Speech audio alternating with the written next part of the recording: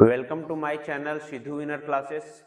देखिए, अच्छे इंसान अच्छी किताबें जल्दी समझ में नहीं आते हैं। अच्छे इंसान अच्छी किताबें जल्दी समझ में नहीं आते हैं। वक्त लगता है साहब, वक्त लगता है साहब। बहुत दूर तक जाना पड़ता है, बहुत दूर तक जाना पड़ता है कि करीब कौन था इनको समझने के लिए। तो इसी के साथ हम लोग जियोग्राफी का आज सेशन क्या करेंगे, पढ़ेंगे। और जियोग्राफी में हम लोग कल पढ़े थे भारत के तटवर्ती मैदान में क्या किए थे कि इनको दो पार्ट में बांटे थे। कौन कौन से थे? पश्चिमी तटवर्ती मैदान और पूर्वी तटवर्ती मैदान। मैं पश्चिमी भाग में बताया था कि इनका निर्माण भ्रंशन तथा भूमि के अवतलन से हुआ और इस तट पर नदियां डेल्टा नहीं बनाती हैं। लेकिन पूर्व तटवर्ती मैदान में बताया था कि यहाँ तक के उत्थान के प्रमाण मिलते हैं, विकसित होने के प्रमाण मिलते हैं। इस मैदान पर नदियां डेल्टा अक्सर बनाती हैं। और क्या पढ़ाया था? यह मैदान, पश्चिमी क्षेत्र का मैदान सकरा होता है और पूर्वी क्षेत्र का मैदान जो होता है चौड़ा होता है। और यहाँ पे इस पर पश्चिमी क्षेत्र में प्राकृतिक बंदरगाह पाए जाते हैं और पूर्वी क्षेत्र में कृत्रिम बंदरगाह। कृत्रिम बंदरगाह का मतलब होता है कि मानव खुद उसको विकसित करता है, ठीक है, उसको कृत्रिम बंदरगाह कहते हैं। और प्राकृतिक बंदरगाह उस बंदरगाह को कहते हैं जैसे मान लीजिए कि प्रकृति ने उसको संरक्षित किया है, संरक्षण दिया है। देखिए, अब हम लोग चलेंगे मैप द्वारा, इसको थोड़ा सा समझेंगे कि भारत का तटवर्ती क्षेत्र है उसको क्या कहा जाता है। तो देखिए, यहाँ से मेन होल जो होता है तटवर्ती इलाके का, ये गुजरात से हम लोग पढ़ेंगे इधर पश्चिम बंगाल तक उसको क्या क्या कहा जाता है। तो आइए हम लोग समझते हैं। देखिए, गुजरात है, गुजरात में जो तट है यहाँ से यहाँ तक का, इसको बोला जाता है कच्छ तटवर्ती। क्या बोला जाता है?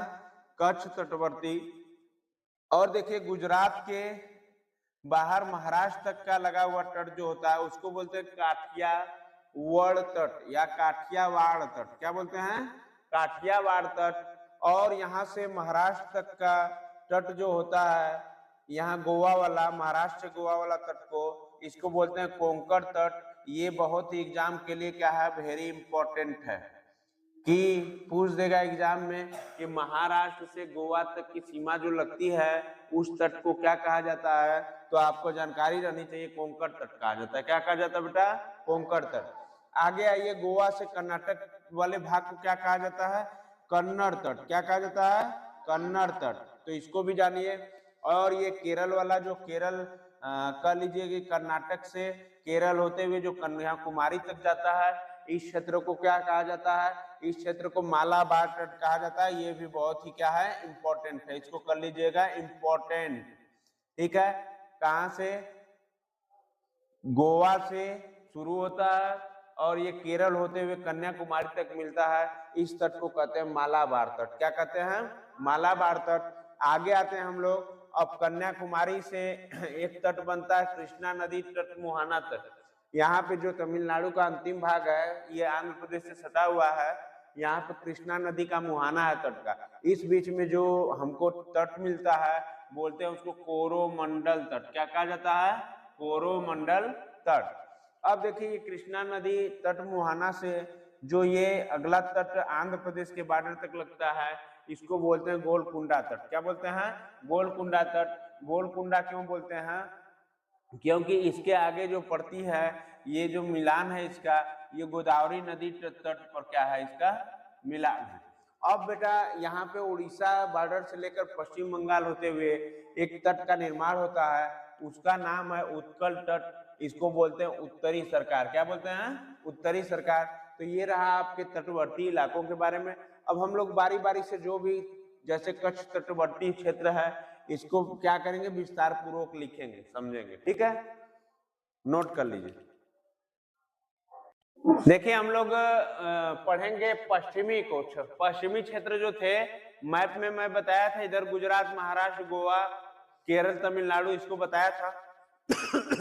तो वहां पे जो तट मिल रहे थे उसी को हम पढ़ा रहे हैं। देखिए, कच्छ तट जो है, ये कच्छ तट पाया जाता है कहाँ पे? गुजरात में। कहाँ पाया जाता है? गुजरात में।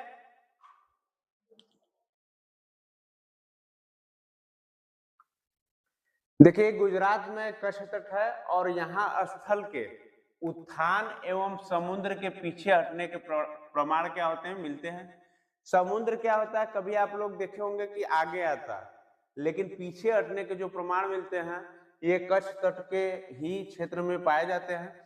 इस तट पर खारे खारे दलदल तथा भूमि पर नमक के अंश पाए जाते हैं। देखिए क्या होता है कि खारा दलदल पाया जाता है। समुद्र का पानी कैसा होता है, खारा होता है, तो जो दलदल बनेगी भूमि ये भी क्या होंगी, खारे होंगी और नमक के अंश पाए जाएंगे। जैसे कि मान लीजिए मैदानी भूभाग पे क्या हुआ, समुद्र का जल चला गया और वापस आ गया, ठीक है, और बाई चांस क्या हुआ कि समुद्र का जल इकट्ठा हो गया, तो वहां पे जब सूर्य की किरण पड़ेगी, हवा चलेगी, जब सूखेगा तो वो नमक का क्या करेगा, भूमिका निभाता है। तो वही कह रहा है कि नमक के अंश पाए जाते हैं। नेक्स्ट, काठीवाड़ा तट, काठियावाड़ तट या काठीवाड़ा तट, ये इसमें ज्यादा कुछ है नहीं, तो ये बस इतना जानते रहिए कि कहाँ पाया जाता है, गुजरात में। कहाँ पाया जाता है, गुजरात में।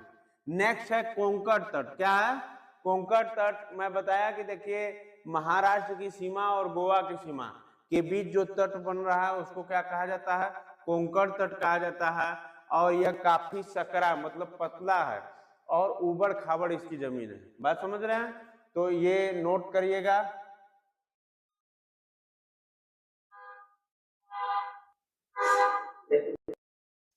देखिए नेक्स्ट है कन्नड़ तट। कन्नड़ तट जो पाया जाता है गोवा के निचले वाले इलाके पे, जो कर्नाटक का क्षेत्र है वहां पाया जाता है, और बीच में क्या पड़ता है, मंगलौर। गोवा व मंगलौर के बीच क्या है, कन्नड़ तट स्थित है। और इसमें कुछ विशेष नहीं है, बस इतना जानते रहिए कन्नड़ तट कहाँ है, क से कन्नड़, क से कर्नाटक, और ये जो बीच वाली बात है मंगलौर तक पाया जाएगा, ठीक है। आगे वेरी वेरी इंपॉर्टेंट, इसको भी कहेंगे क्योंकि ये मालाबार तट है और ये वेरी वेरी इंपॉर्टेंट है। देखिए ये केरल में पाया जाता है। कहाँ पे, केरल में, और मंगलौर से कन्याकुमारी के बीच। कन्याकुमारी आप लोग बनाए थे मैप में, एकदम नीचे था, ठीक है। कहते हैं ना लद्दाख से कन्याकुमारी तक का क्षेत्र हम लोग भ्रमण कर लिए, तो वही कह रहा है कन्याकुमारी के बीच। इसमें देखिए एक चीज पाया जाता है, मानसून। मानसून की प्रथम वर्षा जो 1 जून को होती है, वो कहाँ पे होती है, मालाबार तट के अंदर होती है, मालाबार तट पे ही होती है। और कह सकते हैं कि देखिए हम लोगों के जून में कितना तपन होती है, लू चलता है, और 1 जून को वहां पे बारिश स्टार्ट हो जाती है। अब 1 जून का मतलब कि 1 जून को बारिश नहीं होगी, 1 जून से 1 हफ्ता पहले भी हो सकती है, 1 हफ्ता बाद भी हो सकती है। मतलब प्रथम बारिश अगर होगी तो मालाबार तट के अंदर होगी, ये बहुत इंपॉर्टेंट है। आगे देखिए मालाबार तट पर लैगून, पश्च जश्न पाए जाते हैं, जिन्हें केरल में कयाल कहते हैं। अब देखिए ये लैगून व कयाल पाए जाते हैं, ये करते क्या है कि जो लैगून और पश्च जश्न होते हैं ये क्या होते हैं, मैं थोड़ी देर बाद बता रहा हूं, पहले इसका उदाहरण समझ लीजिए। ये जो कयाल है, केरल में कयाल कहते हैं इसको, इसका उदाहरण देखिए, अशमोदी कयाल है, दूसरा कौन सा, बेम्बनाद कयाल है, और तीसरा कौन सा, पुन्ना मदा कयाल है। ये जो पुन्ना मदा कयाल है बेटा, ये एक विशेष तरह का है, इसको हम लोग वेरी इंपॉर्टेंट लगा लेते हैं, परीक्षा में पूछेगा पुन्ना मदा कयाल, क्योंकि ये तीनों जो पढ़ते हैं केरल में ही पढ़ते हैं। लेकिन इसका काम क्या है, इसमें नौका दौड़ की जवाहरलाल नेहरू ट्रॉफी आयोजित की जाती है। बात समझ रहे हैं, केरल में एक दौड़ प्रतियोगिता होती है जिसका नाम है नौका दौड़, और इसका नाम रखा गया है जवाहरलाल नेहरू ट्रॉफी। इसको जो जीतता है उसको ट्रॉफी दी जाती है। देखिए क्या रहता है कि केरल में नदी में क्या होता है कि नाव जो होती है बहुत बड़ी बड़ी होती है, और उस पर कम से कम 70-80 लोग, 100 लोग, 150 लोग जैसे भी हों, उस पे रख के नाव को खेते हैं, और जो जितना तेज खेकर अपने जाता है वहां पे, उसी को क्या किया जाता है, इनाम घोषित कर दिया जाता है, ठीक है। कई ग्रुप रहते हैं। तो ये रहा आपका पश्चिमी तटवर्ती क्षेत्र जो कि भारत का, इसको नोट कर लीजिए आप लोग अच्छे से।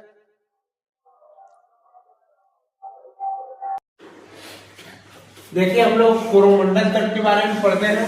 कोरोमंडल तट क्या होता है, कन्याकुमारी व कृष्णा नदी के मुहाने तक यहाँ लौटते हुए मानसून से वर्षा होती है। जब लौटता हुआ मानसून रहेगा तो यहीं पे सबसे पहले कोरोमंडल तट पे क्या होगा, वर्षा होगा।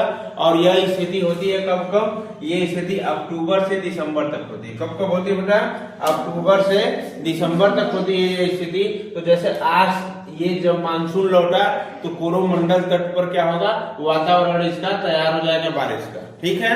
यही वाला महीना दिसंबर तक होगा।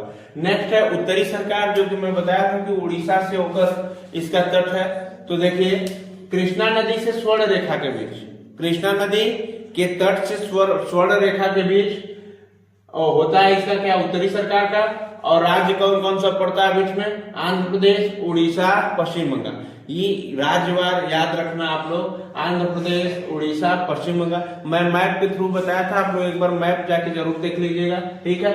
उत्कल तट यह उड़ीसा का तट है और उत्कल दिवस भी मनाया जाता है। उत्कल दिवस कब मनाया जाता है, उत्कल दिवस आप लोगों को कमेंट बॉक्स में उत्कल दिवस के बारे में जवाब देना है, ठीक है, कि कब मनाया जाता है, ठीक है। तो उत्कल मतलब उड़ीसा, ठीक है। Thanks for watching my class, my videos. अगर वीडियोज आप लोगों को अच्छी लगती हो तो आप एक लाइक, सब्सक्राइब और कमेंट जरूर किया करिए और शेयर करते रहिए। थैंक्स।